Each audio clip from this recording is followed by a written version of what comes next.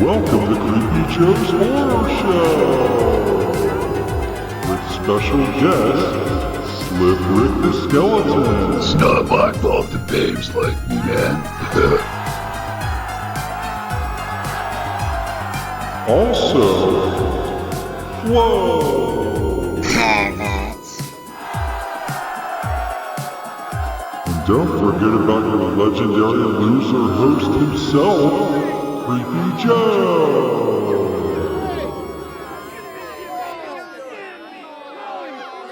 Welcome to Creepy Joe's Horror Show. Tonight we have Once Bitten from 1985. A centuries-old vampiress seeking male virgins to retain her beauty sinks her teeth into a hapless teen whose life slowly and strangely changes. Maybe you could have asked me? We enjoyed it. Amy, would you shut up? Alright, so Once Bitten from 1985, directed by Howard Storm. And this isn't one of those movies that I saw when I was a kid. You know, like, kind of like that right time, right place and time to see a movie.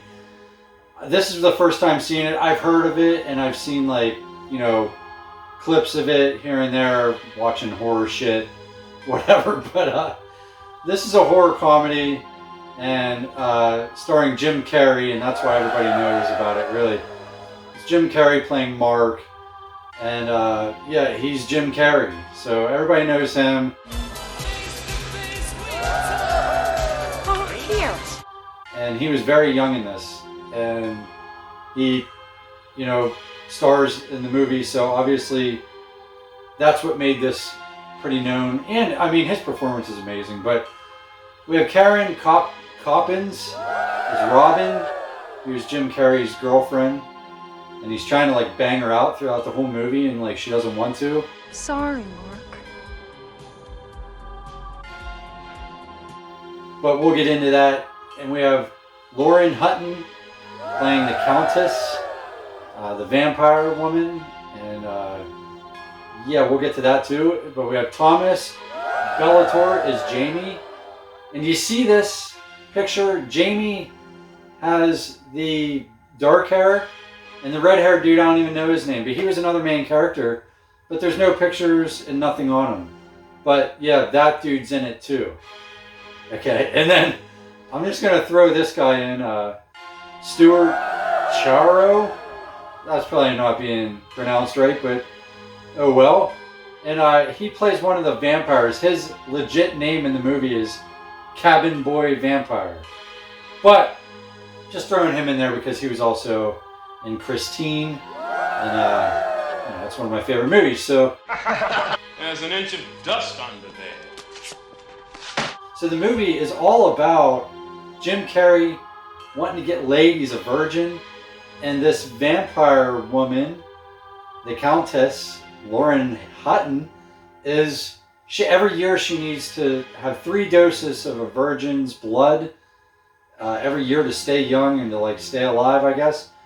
So they're on the hunt for virgins, and there's all these other like, you know, characters in the movie that I'm not going to mention because there's too many.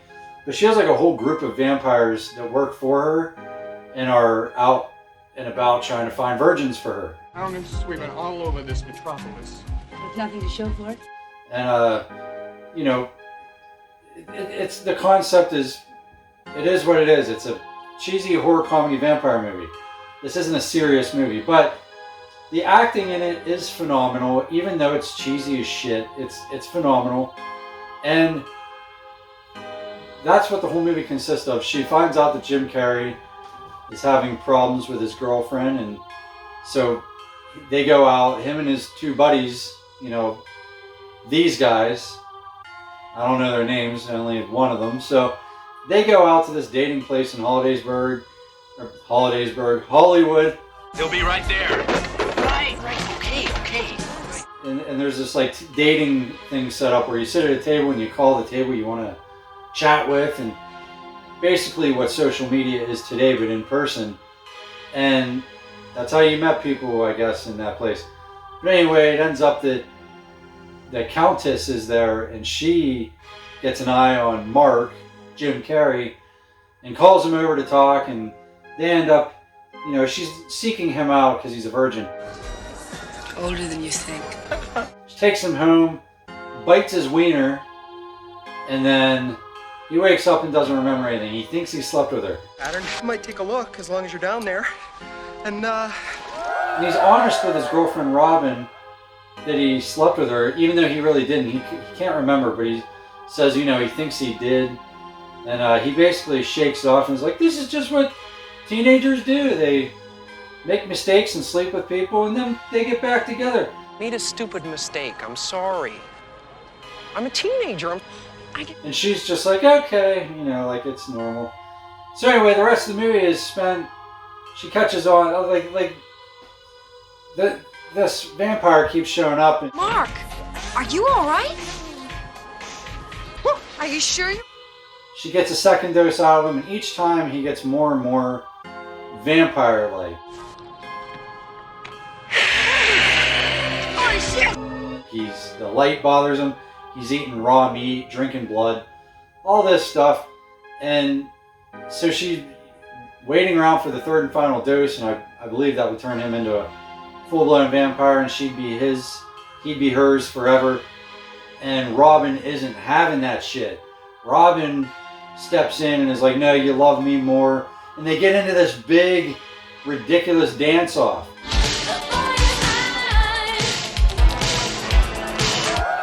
Super creative. It was like I was watching Grease in the 80s. And it's, like the dancing, Jim Carrey's phenomenal. Like Jim Carrey as an actor is amazing. He can dance. He's weird as shit. He's goofy. He can do impressions. Yeah, as you all know, he's even though like a lot of his movies are borderline annoying and like a lot of people don't like him, you can't deny that the guy is an amazing actor. In the field of acting, in the art of acting, he's one of the top. So anyway, he's what made the movie. And they get into this ridiculous dance-off.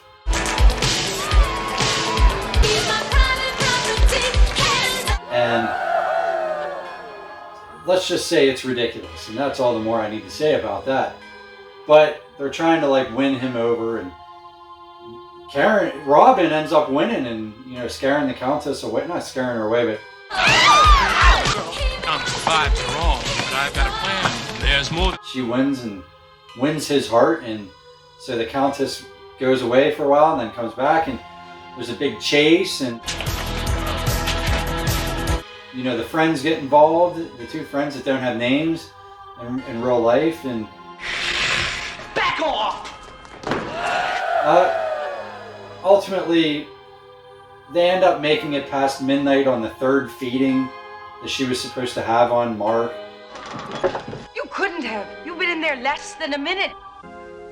And the Countess just gets really old and decrepit, and Mark and Robin move on and have sex in the coffin. She finally gives it up.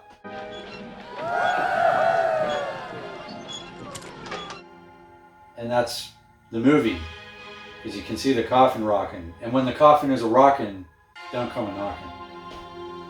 That's what I learned. But anyway, so that's the movie, and I'm not going to give this movie a good rating. I can't give it a 2 because that just means it was a piece of shit. This movie wasn't a piece of shit. It's definitely worth a 3 out of 5. Borderline 4 out of 5. It's well done. It's popular. It's a good movie. Great actors. Great cast. But I just didn't like it, man. I wasn't feeling it. A couple times I wanted to turn it off and be like, maybe I should find a better one to review. One that, I like a little bit more. But I gotta stay true to what I do here. I'm not here to only show you movies that I like. I'm here to tell you the truth. So if you come across this, you might love it on Tubi. But you also might feel the same way I do and be like, yeah, it's a little too cheesy. It's a little too, the comedy really wasn't funny in it. When the comedy is actually funny in a horror comedy, it makes the movie, that's what makes the movie, ultimately. But if it's not, and you're just kind of like, oh my God, what did they just say? Let's get this over with. Come on. That's how I felt about this. Pure. So fuck off. But solid 3 out of 5. Well put together, decent movie. I just wasn't feeling it fully. And, you know, the highlights of the movie, I guess a lot of it has to do with, like, I'm not into, I know it might seem like it because I watch all 80s horror and mostly horror comedy, but I'm not a big, like, dick and fart joke kind of guy. I think it's stupid when the whole basis of an entire movie is about getting laid. It's like, alright dude, if you suck that bad, if you're that big of a loser, like, I don't know, like, I just can't get into a movie that's all about a guy trying to lose his virginity. It's fucking stupid to me. But it's true. I mean, when you're that age and, you know, that's what everyone's out there trying to do, I guess. And it has some believable, relative aspects, I guess. But it's not what I want to see in a movie. But other than that, it was okay. All these movies that I'm doing this entire month, as I say in every episode, but for those of you who don't watch this every night, all these movies are free on Tubi. I'm doing this on purpose so that any review that you see in the month of October, you can follow along and watch a different horror movie every single night, and they're 100% free on Tubi. As long as you have internet access, you can download the Tubi app on your phone. They're all free. They're always free. All you gotta do is watch a couple commercials, maybe 3 or 4 throughout the entire movie. And I mean, it's a privilege to have all these movies at your fingertips for free. We complain about technology and about everything sucks now. But I mean, for God's sakes, man, I would have spent a fortune going to the movie store. I did when I was a kid, and you had to rent these movies in the 80s and 90s. I was at the video store every week doing this. Now it's free. You know, so quit your bitching. You have free movies, free horror movies at your fingertips. Enjoy them. So, I called you, Sonny. Did you go for the pokey? hopefully this gets some people into some of these movies if you're on the fence about watching them, or if you never heard of them. It's getting you to watch and check them out. So, thanks for hanging out, and that's about it for this one. I wasn't feeling it, but stay tuned for the next one, and check it out. It's worth a watch. You might love it. Don't go by me. I don't know shit. Stay creepy. Too